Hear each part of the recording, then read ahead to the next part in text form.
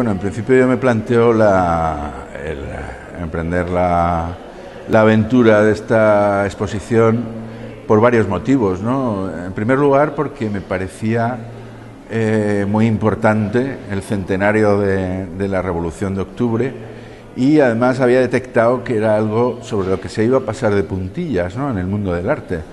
Que yo sepa, grande, salvo en Londres a principios de año, no se ha hecho nada. Y a mí me parecía que tenía la suficiente entidad, ya no solo política, que es evidente que condicionó la política del siglo XX, sino a nivel del propio mundo del arte. Es decir, que se han generado multitud de movimientos, hubo en torno a la Revolución muchísimo arte, muchísimos artistas, muchísima obra, y el pasar de puntillas sobre todo eso me parecía que no podía ser, ¿no?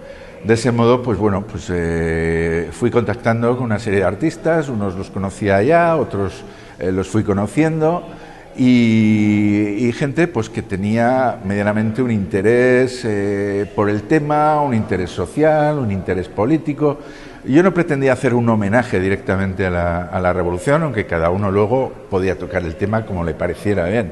Simplemente lo que quería crear es una visión poliédrica de cómo hoy los artistas de hoy interpretan o viven o se sienten herederos de ese movimiento, ¿no?, de la Revolución.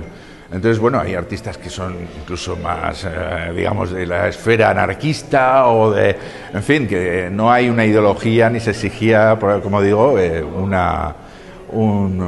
rendir homenaje, ¿no? Entonces, bueno, pues están desde Democracia, que es conocida su compromiso y su tendencia y su obra, ¿no?, que claramente pues apunta a todo este tema, ¿no? Está también Carlos García Liz, que lo trata desde otra óptica, más historicista, digamos, más pictórica, más clásica, porque también está ahí dentro de esa órbita, ¿no?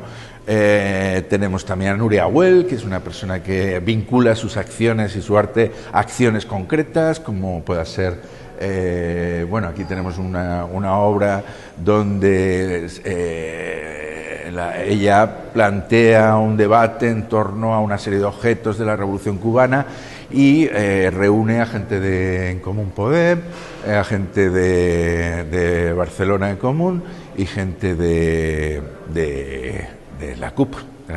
Entonces, bueno, pues les digo, simplemente lo que se produce en la charla y tal, pues eso es interesante, y ella lo toma como desde el punto de vista del arte, ¿no? Es decir, un arte, pues lógicamente intrincado con el tema social, ¿no? Esta, pues por otro lado tenemos también a Natalia Pastor, que plantea, bueno, sobre una obra en Madrid, en la Puerta de Alcalá, en la Guerra Civil, en el 38 creo recordar.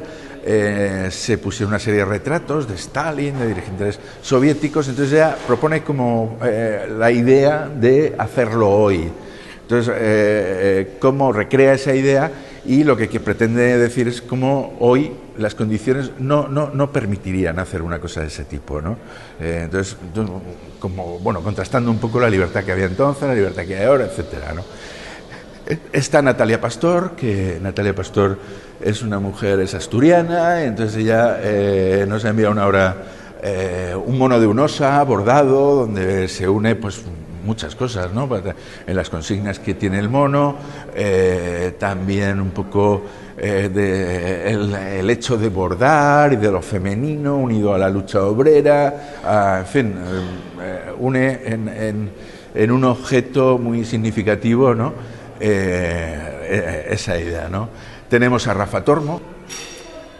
Bueno, yo he traído dos piezas, que es la implosión número 9 y la implosión número 7. La implosión número 9 es un pequeño ejercicio de remasterización de un off the records de un colectivo que se llama Salvem Catarroja.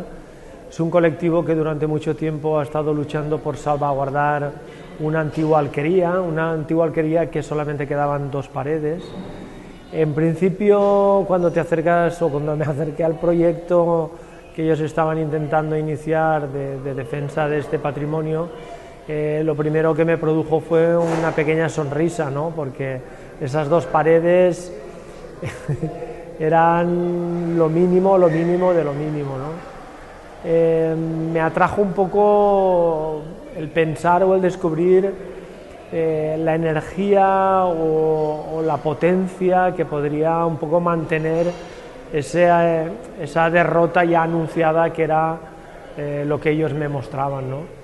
Y un poco lo que hice fue recuperar un disco duro que tenían perdido, en el que se muestra un poco, sin demasiada trascendencia, de dónde cogían su fuerza anímica, de cómo mantenían esa red de afectos que, en definitiva, me da la impresión a veces que era lo que realmente querían seguir manteniendo y sosteniendo, más que las dos paredes.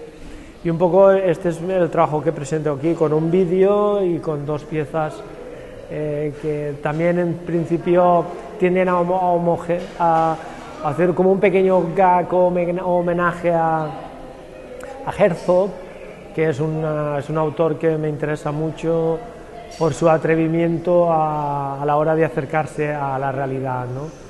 A veces aquello que se nos muestra como real, contundente, cuando lo rascas es cuando realmente puedes percibir aquello que lo sujeta, y que para mí a veces es lo que es real. Y luego la otra, la Implosión 7, en cierto modo es un gozo, es un alzamiento de gozo festivo y lúdico, que invita un poco a tomar un espacio público que a veces, y más ahora, tomado por el entorno turista y por la cantidad de franquicias a las que someten este espacio público, pues queda un poco como desprotegido y carente de problematización o de una cierta frescura de ser vivido, ¿no? Y bueno, eso es un poco lo que he presentado, y es la parte, como os decía, más doméstica y menos revisionista, es heredera un poco, en cierto modo, de ese movimiento, de ese levantamiento, pero el trabajo que yo presento es desde el ámbito doméstico, desde el ámbito lúdico festivo. Raquel Puerta, bueno, pues desde un punto de vista también ha propuesto unos bordados, también vuelve a incidir sobre lo femenino. Luego tenemos también obra de Raquel Puerta, bueno, como digo, que también tiene una pieza muy interesante de un muro, en fin, que hace referencia al muro. Está Levi Horta hace una reflexión en base a un trozo del muro de Berlín que compró en su día. En la exposición hay 3 obras mías, una es más, bueno, 2 son más instalación, aunque todas pueden andar por esa esfera. Y bueno, pues estas obras están basadas en mi propio lenguaje cotidiano, que está basado muy en la naturaleza, en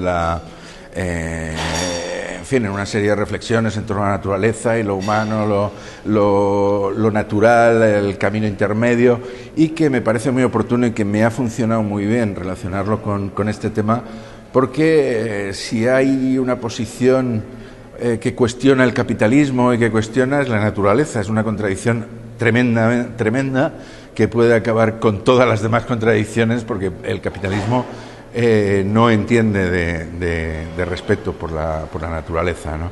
Entonces las piezas, bueno, basándose en eso y una serie de cosas, en una pues es más un cuento, digamos, hablo más de la fantasía en torno a la revolución, que también hay mucho de eso, ¿no? Es como un cuento, puede leerse como un cuento, ¿no?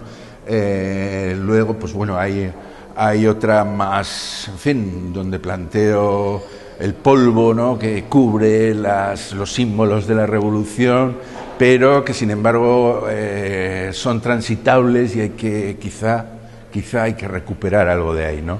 Desde mi idea personal, eso ya es mi idea y no la tesis de la exposición, es decir, tengo 2 ideas distintas, ¿no? Yo sí que hago más un homenaje al momento en que la revolución supone esa gran ola que intenta cambiar el mundo por primera vez y ponerlo al servicio de las personas, ¿no? Yo quiero rescatar eso, yo quiero reivindicar eso es importante. Todo el resto, el desarrollo, el fracaso lógico, porque es la primera vez que se intenta algo así, con esa capacidad y esa magnitud, ¿no? bien, nos tiene que servir para reflexionar, no para tirar ninguna toalla, ¿no? Es decir, el mundo tiene que estar al servicio de las personas, de la naturaleza y del entorno y de la armonía, ¿no? Ese es mi mensaje, ¿no? Básicamente.